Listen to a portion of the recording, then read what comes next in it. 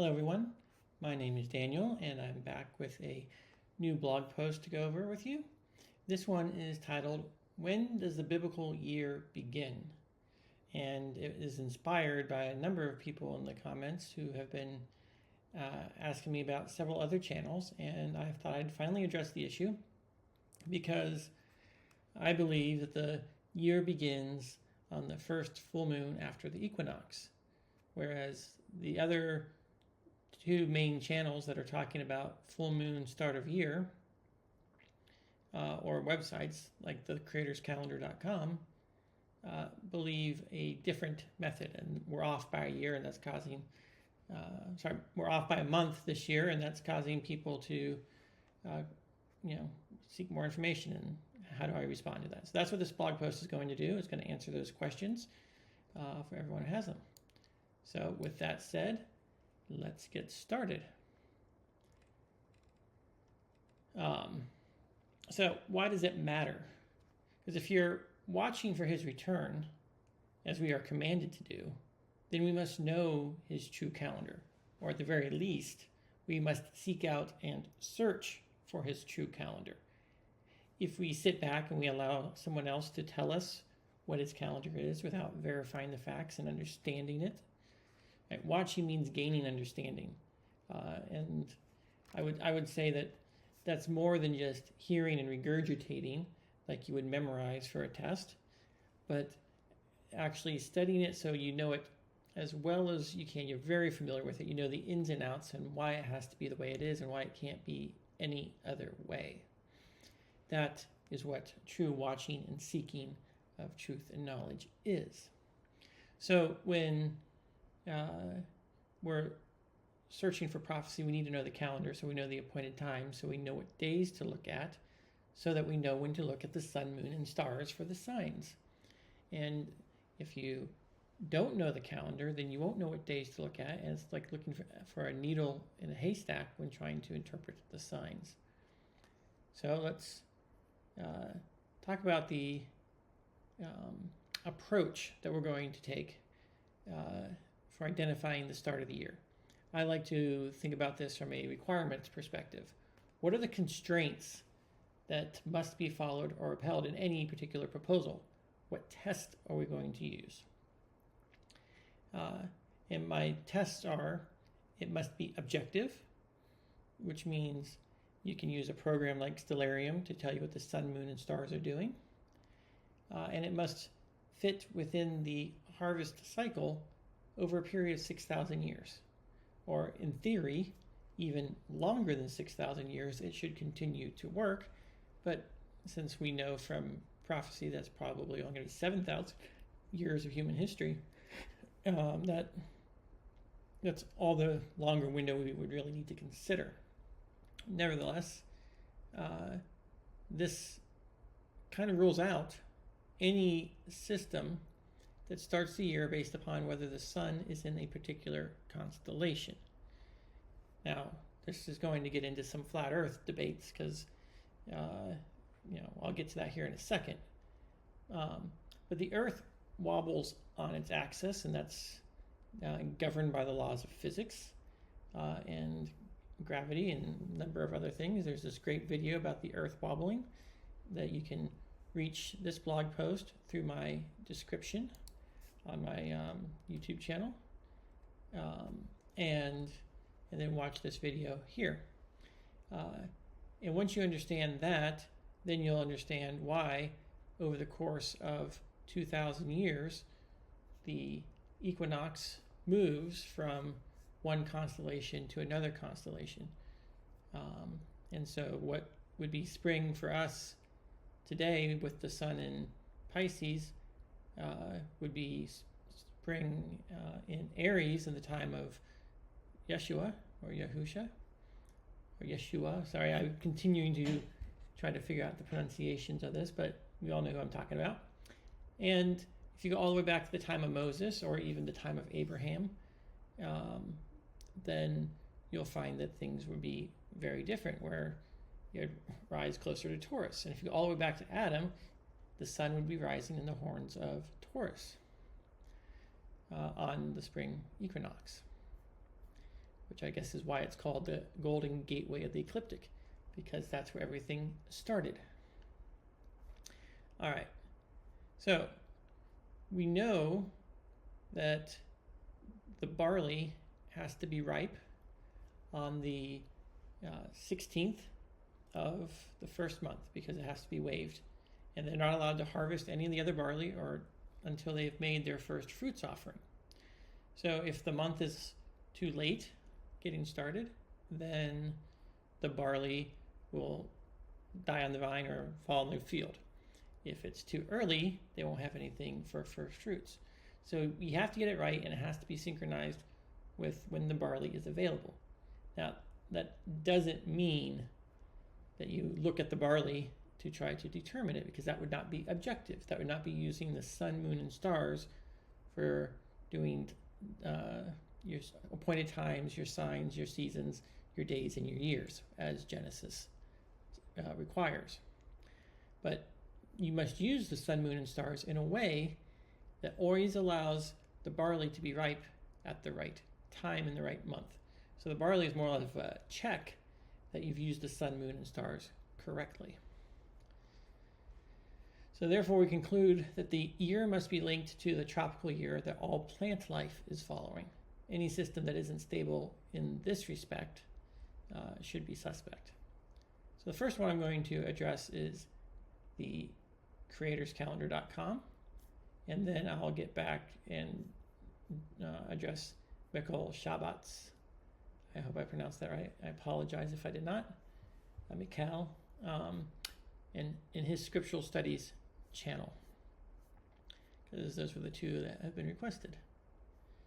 Right, so let's go with the creatorscalendar.com. First of all, I want to say I'm very appreciative to the creatorscalendar.com, because it was through their work that I identified the full moon as the start of the month. And I have reached out to them with this information and had discussions with him. So I've tried to do all those things, but got a very short response that I should create my own website. So I guess that's what I'm doing. All right. He uses the following evidence. This is a screenshot on the left here. It says, our Creator ordained the sun, moon, and stars to provide the great sign. And then he uses Revelation 12:1, which says, he claims that identifies the brilliant Selene full moon rising at or near the feet of Bethulah, which is the Hebrew name for Virgo, as the great sign in the heavens. Okay, so it says, in this verse, the sun and moon stars declare the start of the year. So he's taken the Revelation 12 sign that we're all familiar with, and claiming that that is a full moon at our feet, and that marks the start of the year, and that's what that sign is talking about. And I pointed this out, that behold, a great sign appeared in the heavens. A woman rose in the east, clothed with the sun and the brilliant full moon. So here's the problem. You can't have a full moon and the sun rising in the east. When the sun's in the east, the moon's in the west. The full moon's in the west. They're always on the opposite ends of the horizon. So in order to get this, he has to violate the laws of where the sun and moon can be, or ignore the phrase clothed with the sun. Because we know that the Revelation 12 sign, the moon was a little sliver crescent. And then his basis is, he says it's a brilliant full moon. I went to the Greek to verify where that came from. And if you go to Strong's, you'll see that the word for the moon comes from Salas, or Salas, I don't know the Greek pronunciation, which origin is brilliancy. So the word for moon and the word for brilliant are tied together in Greek. And so his theory is that word means full moon. Anytime you see it, it's always meaning full moon. But I decided to test that theory, and I went to Google Translate and I asked it to translate full moon and new moon from English to Greek. And what you will realize is that the word Selene, or for moon, that it means just the moon regardless of what phase it is. And if you want to talk about new moon, then it's you add that as a prefix to it. But full moon has a word dedicated to it, Panselios. I don't know if I'm pronouncing that right, but nevertheless, there is a dedicated word for full moon and a word just generally for the moon in general, regardless of it. So one would have to ask, what word would the creatorscalendar.com suggest if the moon is not full? What do you call it? And I think you'll find that there is no word for it if you assume Selas always means full moon. So this violates physics, and it violates the sun, the movement of the planets, or it ignores scripture, and it ignores the Greek. So all those things, that's part of his error. So then he goes on with a mistaken test. He says, there are some evidence that the year could start between the head and Spica rather than the feet. So which side of Virgo is the moon on as the start of the year? But he claims he tested 40 years and the test failed. So what is his test? His test is that it starts the year too early to allow the sun to be in the constellation Aries in the middle of the lunar month. So there you have it. His true test for determining the start of the year is where the sun is in a particular constellation. That is ignoring the precession of the equinox. That test will fail if he goes 6,000 years into the future or 6,000 years into the past. It doesn't matter what he does, he's going to end up with Passover in July. So, it doesn't matter what argument you use for defining when the year starts if your test of whether or not your method works is different. Because the test for qualification of what passes or what works, that ultimately is the definition of when you start your year. And what's interesting is they claim that neither barley nor any other crop should be used to govern the start of the year. I agree, you shouldn't be looking at the barley, but you need the barley to be ready. Right? So the barley isn't the sign that the year starts. Getting human judgment, because not everyone can be in Israel to judge it. Not every place on earth has the same growing conditions for barley.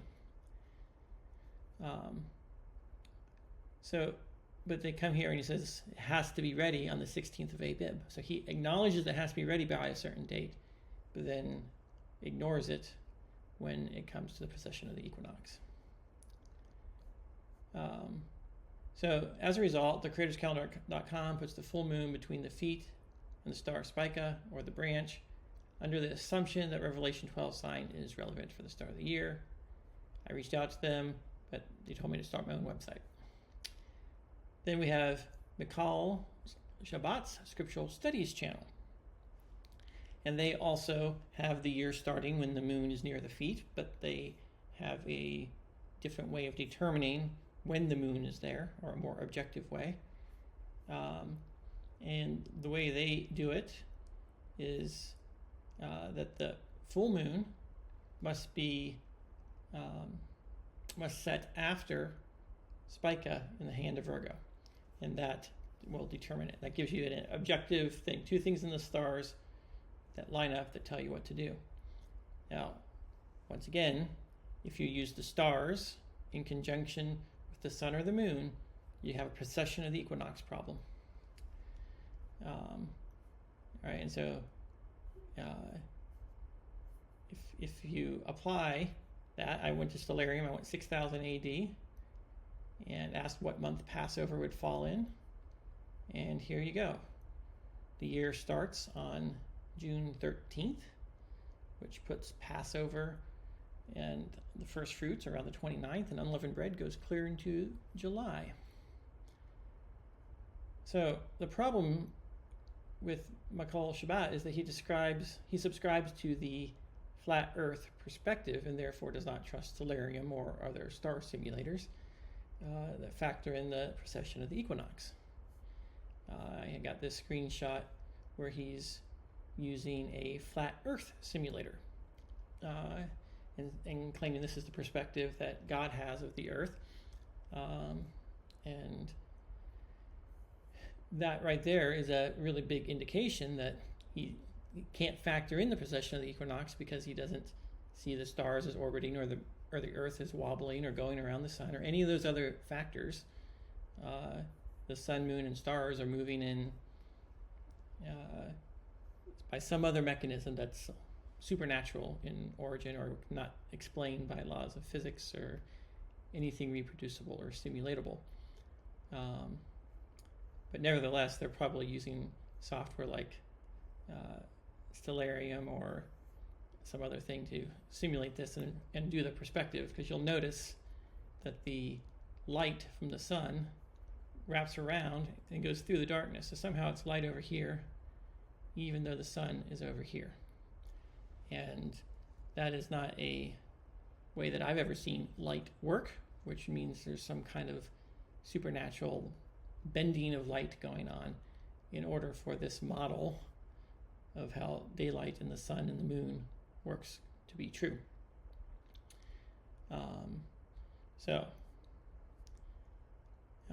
I guess that's Flat Earth Pro. People actually have created apps for this. So I don't want to get into a flat Earth debate, but this is an example where believing in flat Earth has real-world consequences in how you identify Yah's calendar. If he really wanted to take measurements of the real world, he could observe the precession of the equinox over a period of 10 years and see the stars move 1/10 of a degree in the sky. It requires some very precise instruments, but he could do it, and he could observe it, and then he'd have to try to explain it and factor it in. But over the period of most people's life, it only moves less than 1 degree in the sky. So for most people's direct experience of it, there is no precession of the equinox. That's only through many, many generations and looking at records from people hundreds and thousands of years ago to see where they were recording things and in what month. So the question I have for him is, how can he observe a full moon start a month when Enoch pretty clearly teaches the moon starts with a sliver? Now, I don't subscribe to Enoch. I don't believe it's scripture, so because it contradicts what I see in the Bible. But to support Enoch for flat earth arguments and ignore it for sliver moon arguments seems to be a contradiction that I would be curious how he resolves. So, based upon these facts, I conclude that the year must start on the first full moon after the equinox, which is the only way to use the sun and the moon and the stars at the start of the year. The Bible has a principle that a day and a year are parallel units of time, especially in prophecy, where the calendar, and that's where calendar issues are very important. So if the sun alone governs the start of the day, then it would stand to reason that it alone would govern which moon or which month starts the year. A biblical year has 2 seasons, summer and winter, just like a 24-hour day has 2 seasons, daylight and night. Once you make this connection, then the instruction that the month of Abib, or spring, should be the beginning of the year. It also makes sense that morning should be the beginning of the day. The same principle applies with the day as 1,000 years. Yahshua rose in the morning of the 3rd day. We will rise at the start of the millennial reign, right? 1,000-year reign after 2,000 years, or 2 days. So by analogy, morning is the start of the day.